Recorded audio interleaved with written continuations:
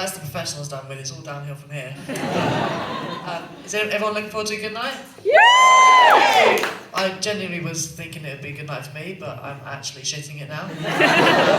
The good news is that I can't feel from my chest down, so if I do shit myself, I won't know about it till later.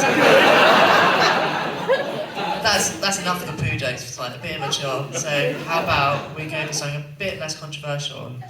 Catholics? Have we got any Catholics in the room here? Woo! I hear a Catholic over there.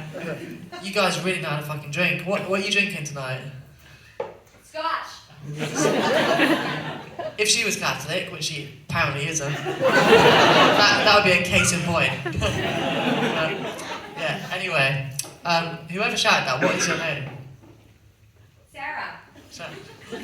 Nice normal name. Okay, nothing I can do with that. So, my name's Max, as I was introduced. I've actually always been a bit insecure about my name.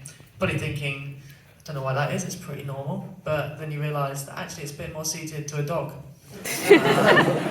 So when I was younger, we used to get these leaflets to the post box. I don't know if anyone had these, like personalise your dog items. It would always be like dog bowls, dog collars, dog anus covers. That is apparently a thing you can stick on your dog's butt if you don't like the look of it. The world has genuinely gone fucking insane.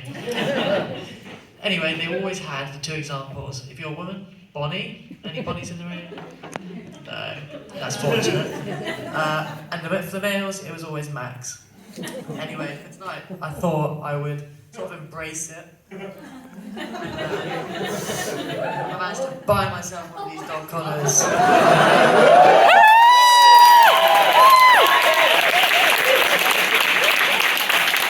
I fully embraced my dog personality, and as they say, it's only kinky the first time.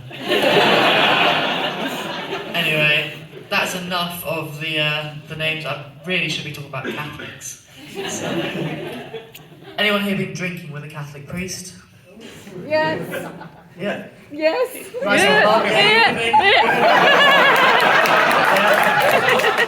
Well, the best thing I can assure you is that you can confess as you go along, so you don't have to worry about it in the morning. I say I know about this because I was invited on a trip to Lourdes. It was a free holiday, so I figured, why the hell not? I was expecting, when I got on the coach, with a bunch of sort of Catholic people, to have like people preaching at me, telling me how to live my life. What I actually got was the father dancing on the table at 3 AM, downing vodka shots, singing karaoke. But I'm not 100% sure he knew the meaning of Like a Prayer by Madonna. But the real reason I went to Lourdes is, if you don't know it, it's a place where it's like a pilgrimage. They've got lots of holy water. Someone once saw Mary there, so like yeah, it's now like a place you can go to get blessed.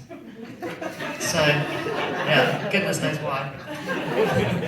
So I get there and we go like day 2, we're like, okay, we've had enough of the drinking at this stage. We should probably do something a bit more holy. So we go, let's go down and let's get blessed.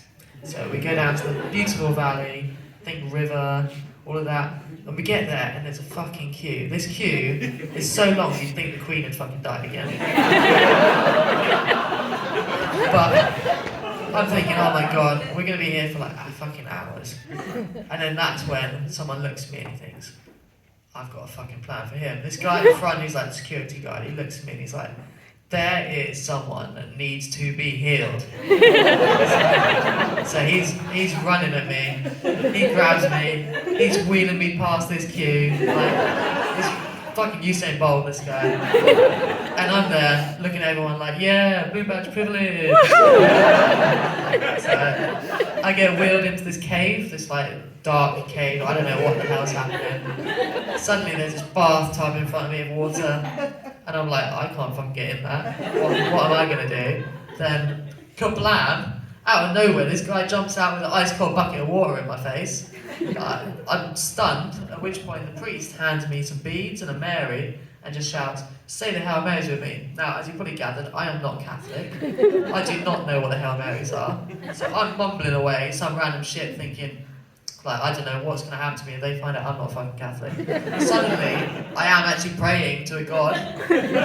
So maybe I am becoming Catholic by this experience. This will end soon.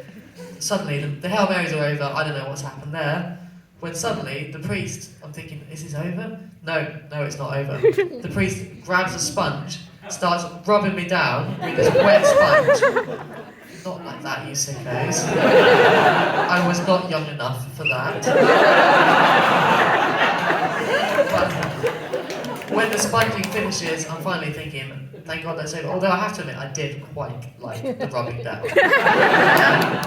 When suddenly, kablam, the bucket man is back with his ice cold bucket of water. Suddenly, I'm like, before I can even open my eyes, I've been spun around, shoved out into the bright sunlight, and I'm there thinking, holy shit, at least hopefully a miracle happened out of this.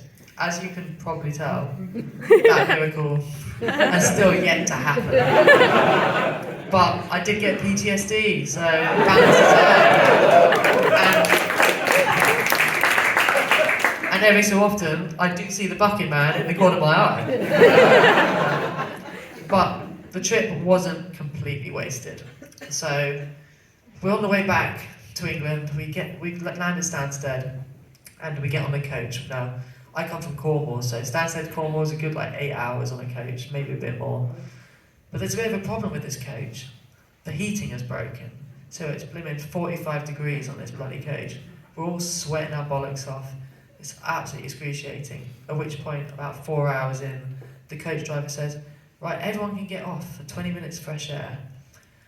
Except, I can't get off unless they carry me. And there's another bloke next to me. He's had a stroke. He's not walked for 15 years. Can't move anything. He's not talked for 15 years. He communicates with his eyes.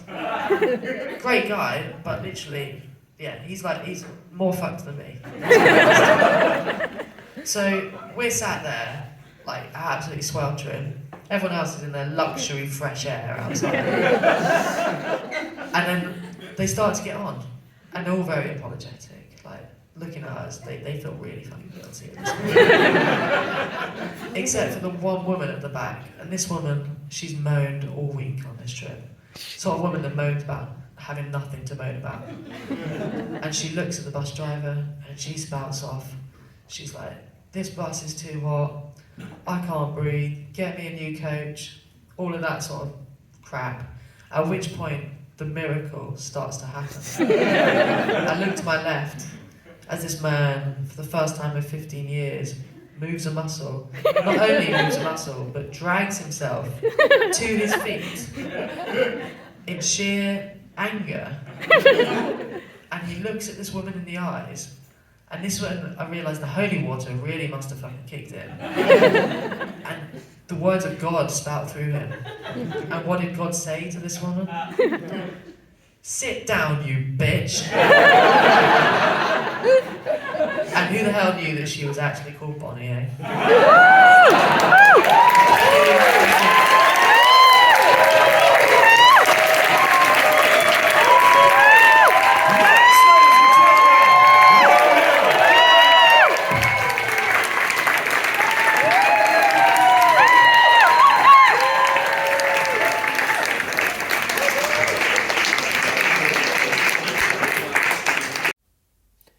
It was an amazing experience to be able to do a comedy show at a comedy club that had so many famous acts.